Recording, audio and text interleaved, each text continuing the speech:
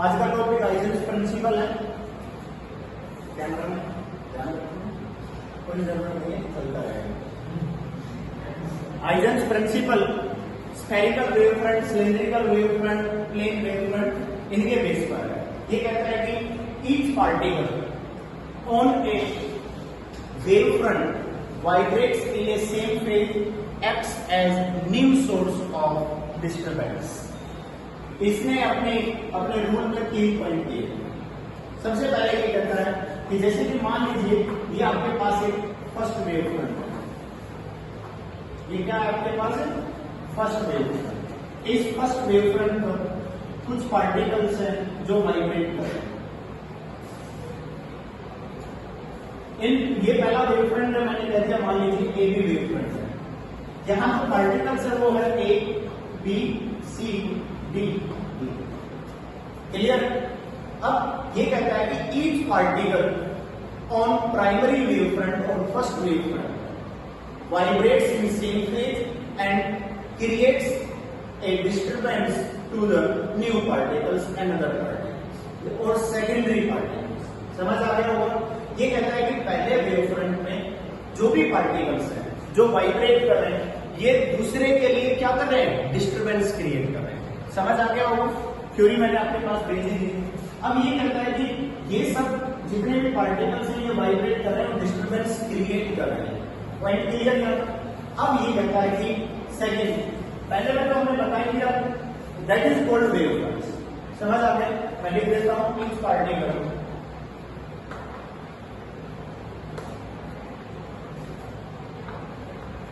on primary wave fronts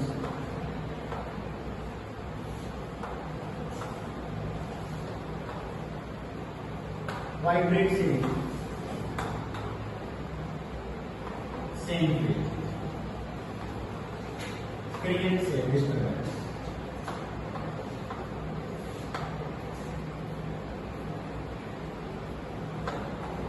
और secondary particle या secondary wave, जो सेकेंडरी वेव फ्रंट है उसके लिए डिस्टर्बेंस क्रिएट करेंगे। यहां तक पॉइंट क्लियर हो गए? अब ये कहता है कि हमने अभी एक रूल बताया था, वेव फ्रंट के लिए रूल बताया, और क्या बोला था कि हर एक पार्टिकल जो वाइब्रेट कर रहा है वो अपने डिस्टर्बेंस के लिए टाइम पीरियड क्या रखेगा? सेम। बोलो लाता कि नहीं? अब ये पार्टिकल मान लीजिए सेकंड के लिए हम क्या कहेंगे? Let me take T time period. Let me take T time. समझ आ गया होगा? हमने टी टाइम पीरियड ले लिया। टी टाइम पीरियड में इसका जो डिस्टर्बेंस है वो कहां तक पहुंच गया? T is equal to V multiply by T. मतलब हमने क्या कर दिया? वी क्या है? वेलोसिटी ऑफ या speed of ray of wave, speed of wave. हमने क्या दिया here? V is speed of wave। Then all particles on first wavelength, all particles on first wavelength transfer the disturbance, transfer their energy or disturbance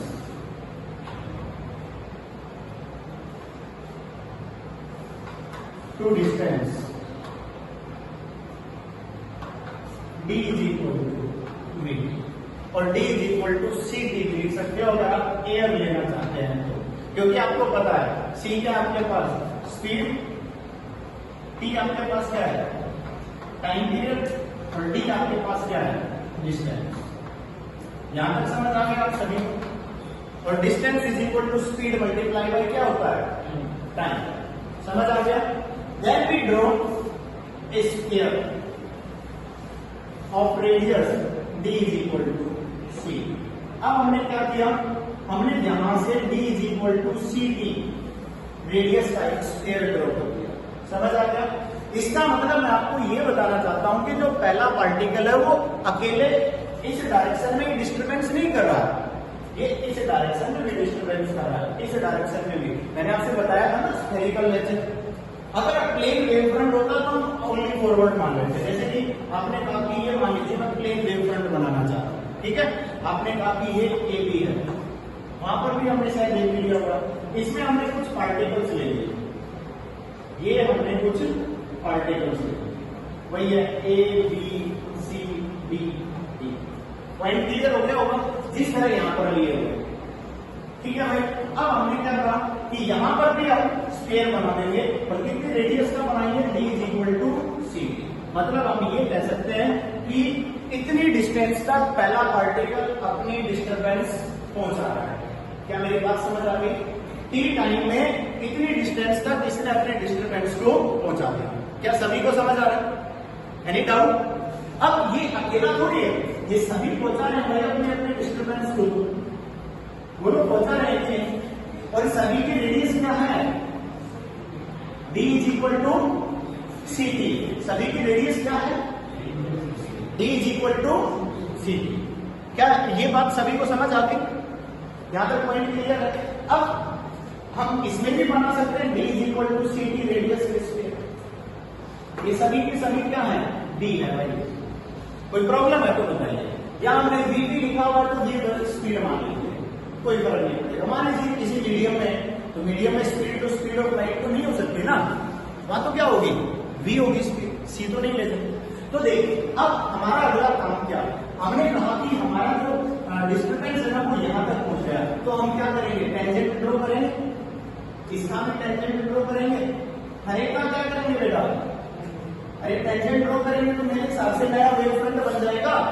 हमने इन सभी का tangent draw कर दिया। ये हमारे पास नया वेव फ्रंट आ गया, जिसको हमने क्या कर दिया, सेकंड वेव फ्रंट। इसका नाम दे दिया बेटा इसको। अगर हम इसमें भी टेंजेंट ड्रॉ करेंगे तो दूसरा वेव फ्रंट बन जाएगा कि नहीं, क्योंकि मैंने क्या कहा था, wave front ray of light की डायरेक्शन के, रे ऑफ लाइट की डायरेक्शन के परपेंडिकुलर होता है। क्योंकि जब प्लेन बोला था तो रे ऑफ यूज आ गया ना बेटा वेव को, देखो परपेंडिकुलर बना के नहीं, ये second wave front. Any doubt? अब फिर क्या करेंगे, अगेन एक प्रोसेस चलता रहेगा, क्योंकि टी टाइम के बाद जब हम देखेंगे तो टी टाइम के बाद क्या आएगा हमारे पास, दोबारा से वही पॉइंट। टी टाइम के बाद अगर हम देखेंगे तो दोबारा यहां पर फिर सर्कल ड्रॉ किया जाएगा। मेरी बात समझ आ गई? अगेन यहां सर्कल ड्रॉ किया जाएगा और अगेन टेंजेंट ड्रॉ करेंगे, क्योंकि ये रेडियस क्या हो जाएगी आपकी बात, d is equal to v। Any doubt? Again tangent draw करेंगे तो ये हमारे पास क्या हो जाएगा बेटा, थर्ड वेव फ्रंट। से आप बिल्कुल सही है, क्या हो जाएगा ये हमारे पास। इसमें भी कर सकते हो, यहां पर भी d is equal to C T का सर्कल बना सकते हो, इसको रेडियस, इसको सेंटर मानकर वेव फ्रंट, क्योंकि ये पार्टिकल्स को वाइब्रेट करेंगे। अगेन क्या करेंगे हम यहाँ पर टेंजेंट ड्रॉ, और सभी की radius d is equal to V T same है, तो टेंजेंट स्ट्रेट लाइन आ जाएगा। इसमें कैसा आ जाएगा, स्फेरिकल आ जाएगा, क्योंकि ये किस तरह का वेव फ्रंट है बेटा, स्फेरिकल वेव फ्रंट। ये कैसा वेव फ्रंट है, प्लेन वेव फ्रंट। मेरी बात समझ आ रही है सभी? Any doubt? हमने क्या बताया था, time period between two wave fronts is same. दो वेव फ्रंट फर्स्ट और सेकंड के बीच का टाइम पीरियड, सेकंड और थर्ड के बीच का टाइम पीरियड क्या है, सेम। स्पीड भी सेम है, तो डिस्टेंस भी इक्वल ट्रेवल करेंगे। तो हमने क्या कहा था कि जो रे ऑफ लाइट है वो उसके परपेंडिकुलर जाती है, तो हमने स्फीयर ड्रा किया और टेंजेंट ड्रॉ कर दिया, परपेंडिकुलर ही आएगा। रेडियस टेंजेंट पर क्या होती है, ऑलवेज परपेंडिकुलर। मेरी बात समझ आ गई आप सभी? किसी को कोई प्रॉब्लम तो नहीं है ना? तो ये सबसे इंपॉर्टेंट पॉइंट, ये तीन स्टेप जो हमने आपके पास जो नोट्स भेजे हैं उनमें लिख रखे हैं तीनों, और ये दोनों डायग्राम भी बना रखे हैं। यहां एक इंपॉर्टेंट पॉइंट मैं आपको बता देता हूं, there are no backward wave, there are no backward wave. ये आप यहां पर देखिए, मैंने दो लाइन से बना रखा हूं। वेव की कोई बैकवर्ड डायरेक्शन ऐसा नहीं है, बाहर से तो अंदर की तरफ वेव आपको कभी आती हुई नजर नहीं आएगी, आपने कभी देखा भी नहीं होगा वेव इस तरह से। वेव हमेशा क्या होती है, एक पॉइंट से चलना शुरू होती है और हमेशा किस डायरेक्शन में जाती है, फॉरवर्ड डायरेक्शन में। हमेशा कैसे जाती है? हाँ, there are no backward type, there are no any type of motion, any backward type of motion in wave के अंदर बैकवर्ड डायरेक्शन वेव का कभी भी नहीं होगा। वेव हमेशा काम मूव करती है फॉरवर्ड डायरेक्शन। अब इसका रीजन मैं आपको बता रहा हूं। रीजन मैं आपको बता रहा हूं, amplitude is directly proportional to 1 plus cos theta. Amplitude हमेशा जैसे कि आगे की तरफ जाती जाएगी, इसका जो एम्पलीट्यूड आ रहा है, मेरी बात समझ रहे हो? तो ये वेव बन रही है और इसका जो अपने आप एम्पलीट्यूड आता जा रहा है, ये जो एम्पलीट्यूड है ये हमेशा किसके डायरेक्टली प्रोपोर्शनल होता है? 1 प्लस cos थीटा के प्रोपोर्शनल होता है। समझ आ गया? और थीटा किसके बीच में एंगल है? डायरेक्शन के बीच में, वेव के डायरेक्शन और वेव के फेज के बीच में। समझ आ गया? हम क्या करें, अगर थीटा बैकवर्ड डायरेक्शन में तो थीटा कितना हो जाएगा? 180। दोनों एक दूसरे के अपोजिट हो जाएंगे। बैकवर्ड डायरेक्शन में देखेंगे cos 180 क्या होता है बेटा? -1, और cos 180 -1 यहां पर करेंगे तो 1 - 1 क्या हो जाएगा? इसका मतलब एम्पलीट्यूड क्या आ गया? एम्पलीट्यूड 0 का मतलब कोई वेव, एम्पलीट्यूड 0 का मतलब कोई वेव नहीं। क्या मेरी बात समझ आ गई सभी? पॉइंट क्लियर हो गया? अब अगला पॉइंट, ये हाइजेंस प्रिंसिपल। बस अब ये कहता है भाई हाइजेंस थ्योरी और वेव थ्योरी, इसको वेव थ्योरी बोलते हैं। क्या बोलते हैं इसको? ये कहता है कि वेव थ्योरी के बेस पर अब लॉ ऑफ रिफ्लेक्शन और लॉ ऑफ रिफ्रैक्शन दोनों प्रूव करिए। मेरी बात समझ आ गई? क्या बोल रहा हूं मैं? Law of reflection and law of refraction दोनों वेव थ्योरी का यूज करके। आपने पहले पढ़ा है रे ऑप्टिक्स, रे ऑप्टिक्स में लॉ ऑफ रिफ्लेक्शन पढ़ा, लॉ ऑफ रिफ्रैक्शन पढ़ा, तो वो तो आपने रे ऑफ लाइट का यूज किया था, angle I is equal to angle R, angle I is equal to angle R prove करना है अभी भी आपने। पर थ्योरी कौन सी यूज करनी है? Wave theory. और वेव थ्योरी में आपने वेव फ्रंट ड्रॉ करना है। मेरी बात समझ आ गई होगी? चलो देखिए हम प्रूव करते हैं।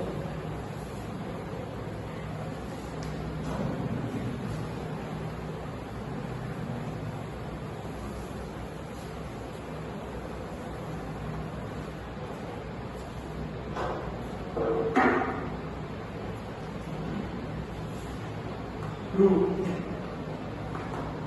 of law of reflection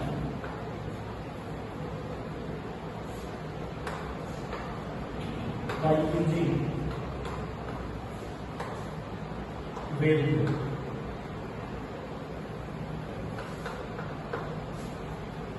आज ये कैमरा में साफ दिख रहा है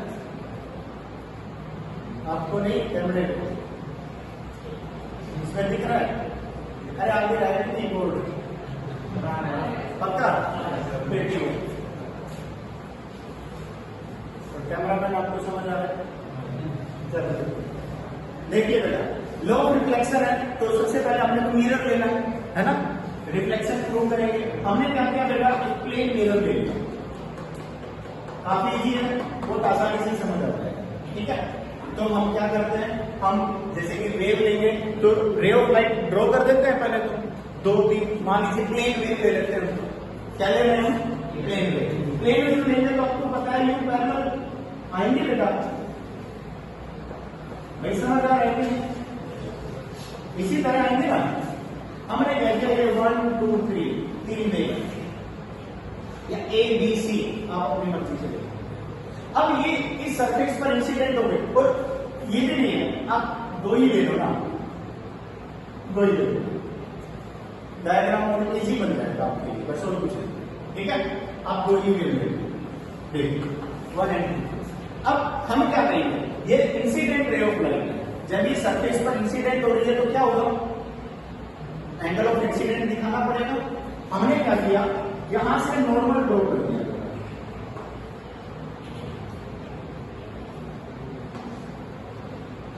ये नॉर्मल है, 2 डॉट लाइन से ड्रॉ करते हैं। नॉर्मल ड्रॉ करने के बाद हमने कहा ये एंगल ऑफ इंसिडेंट है। मेरे हिसाब से किसी को डाउट नहीं आना हो गया। अब यहां पर भी एंगल ऑफ इंसिडेंट बता सकते हो। हमने कहा यहां आपने कह दिया ये भी नॉर्मल है और ये एंगल ऑफ इंसिडेंट। क्लियर? अब मैंने ये कहा कि अब ये रे ऑफ लाइट जहां इंसिडेंट हो गई, ये पॉइंट ए और ये पॉइंट बी, यहां से अगर मैं कहूं कि वेव फ्रंट ड्रॉ करना है तो कैसे ड्रॉ करूंगा? चलो पहले रिफ्लेक्ट कर लें। रे ऑफ लाइट रिफ्लेक्ट होगी तो कहां जाएगी बेटा? ये angle I is equal to angle R. और क्या करना है? मेरे हिसाब से यही पढ़ा था ना हमने रूल। ये 1 थी, इसको मैंने 1 डैश बोल दिया, इसको क्या बोल दिया? 2 डैश। और क्या हो सकता है? बस सिंपल है, ये 1 डैश। कोई प्रॉब्लम नहीं है ना बेटा? यहां angle I is equal to angle R. ये तो हम पढ़ते हैं, ये तो हमने रे ऑफ लाइट नहीं पढ़ा, बट अभी बताएंगे नहीं, प्रूव करके दिखाएंगे। हमने कह दिया।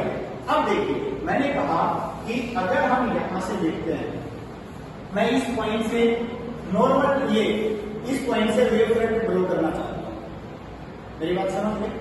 वेव फ्रंट कैसे ड्रॉ होता है? परपेंडिकुलर। बताया रे ऑफ लाइट में क्या होता है? परपेंडिकुलर होना चाहिए। मेरी बात समझ आ रही है मैं क्या बोल रहा हूं? रे ऑफ लाइट के परपेंडिकुलर होना चाहिए। आपने ये नॉर्मल ड्रॉ कर दिया और कह दिया ये 90 डिग्री एंगल और ये 90 डिग्री, यहां तक कोई डाउट है? नॉर्मल ग्राफ ड्रॉ कर दिया आपने, इसको एन पॉइंट बोल दिया। क्या बोल दिया इसको? N point. क्लियर है? अब दूसरा वेव फ्रंट ड्रॉ करना है। अब इसका मतलब बता दीजिए क्या है? इसका मतलब बता दो जो वेव फ्रंट ड्रॉ किया है। इसका मतलब ये है, पहली रे जिस समय ए पॉइंट पर थी उस समय दूसरी रे कहां पर थी? दूसरी रे कहां पर थी? एन पर। बिल्कुल सही है, क्योंकि वेव फ्रंट का टाइम पीरियड हमेशा क्या होता है? सेम। एक वेव फ्रंट पर जितने भी पॉइंट आएंगे वो उसी समय पहुंचे हुए होंगे। मेरी बात समझ आ गई? बोलो, बताया था कि नहीं बताया था? आपने कोई भी वेव फ्रंट बना लिया, मान लो इस पर, मान लीजिए ये यहां पहुंचा, ये यहां से यहां पहुंच गया, ये कहीं से भी आ रहा है, कोई कहीं से आ रहा है, डजंट मैटर। पर इस पर जितने भी पॉइंट होंगे वो सारे के सारे सेम टाइम पर पहुंचे होंगे। समझ आ गया? 2 रूल पढ़ाए थे। एक तो wave front ray of light के परपेंडिकुलर होता है और एक वेव फ्रंट पर पहुंचे हुए हर पार्टिकल का डिस्टर्बेंस हमेशा सेम टाइम पर होता है। समझ आया कि नहीं आया? पॉइंट क्लियर हुआ या नहीं हुआ? क्लियर है यहां तक? इट मींस हम क्या बता सकते हैं? हम ये कह सकते हैं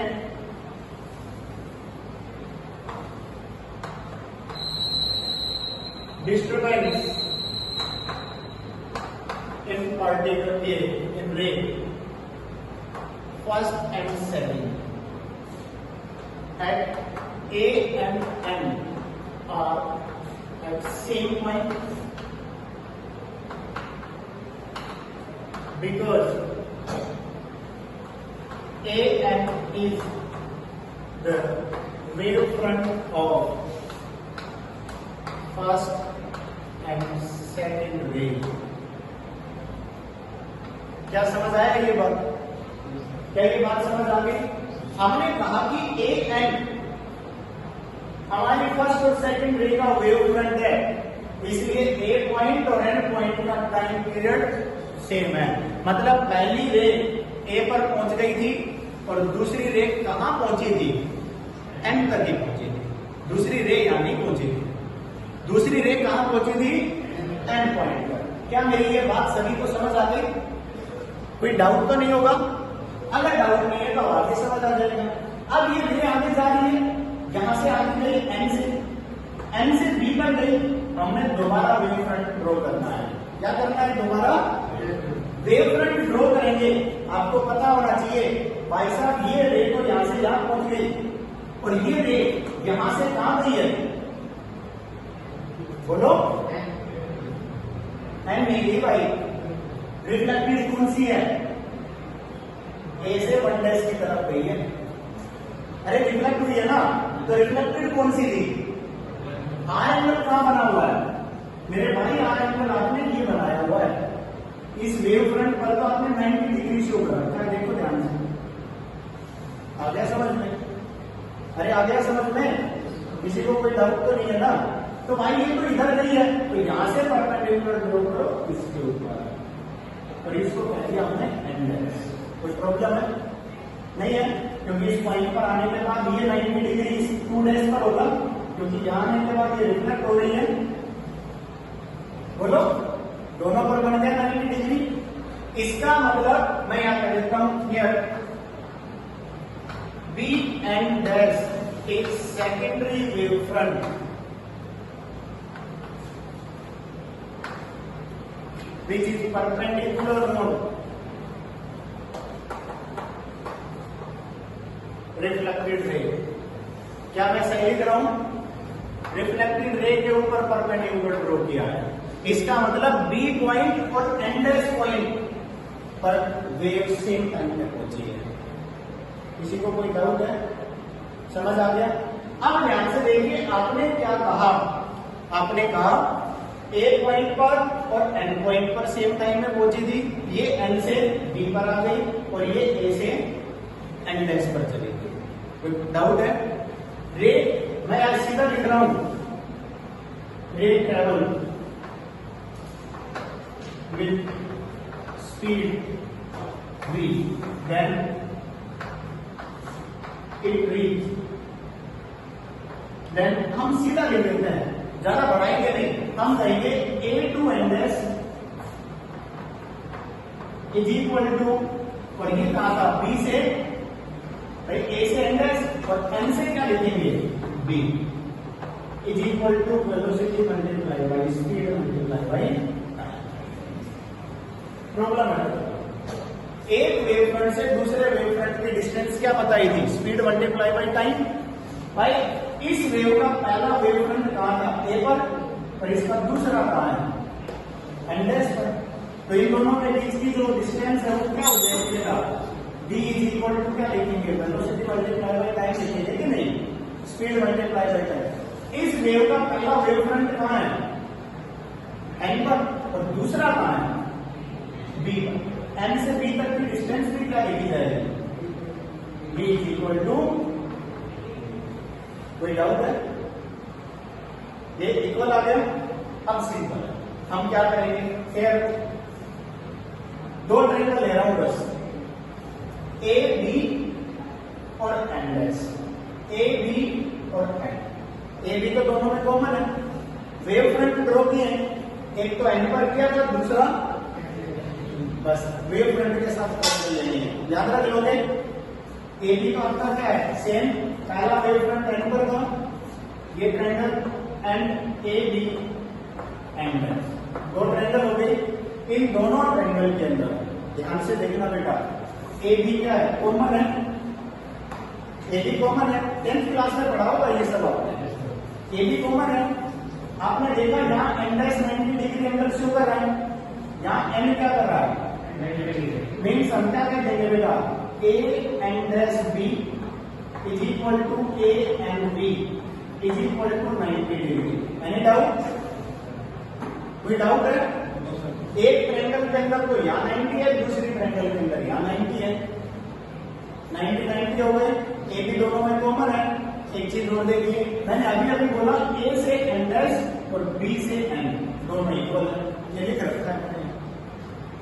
ए N dash is equal to B N.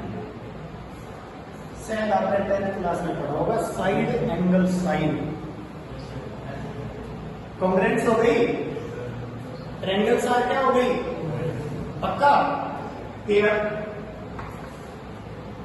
Triangle A B N congruence with triangle A B N dash. कोई डाउट है? कॉन्ग्रुएंस है तो सीधी सी बात है कि तीनों एंगल और तीनों साइड इक्वल है। मेरी बात समझ गए? तीनों एंगल और तीनों साइड इक्वल है। एंगल कंपेयर करना है भाई, दो एंगल बता चुके, बोलो ये 90 डिग्री है, ये एंगल सेम है। अरे यही तो बताना है, एक एंगल कहां शो करोगे? ये वाला एक एंगल हो गए। ये एंगल क्या है बेटा, बी ए एन एस, दूसरा एंगल क्या है ए बी एन।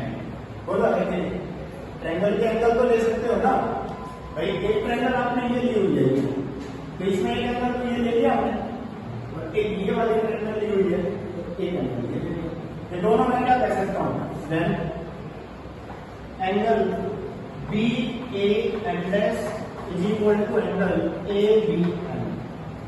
प्रॉब्लम है किसी को? बेटा ध्यान से देखो, एक रूल आपसे सिखाया था कि अगर दो रे ऑफ लाइट के बीच में कोई एंगल बना हुआ है, अगर उन दोनों पर परपेंडिकुलर डाल दिया जाए तो उन दोनों के बीच में सेम एंगल लगेगा।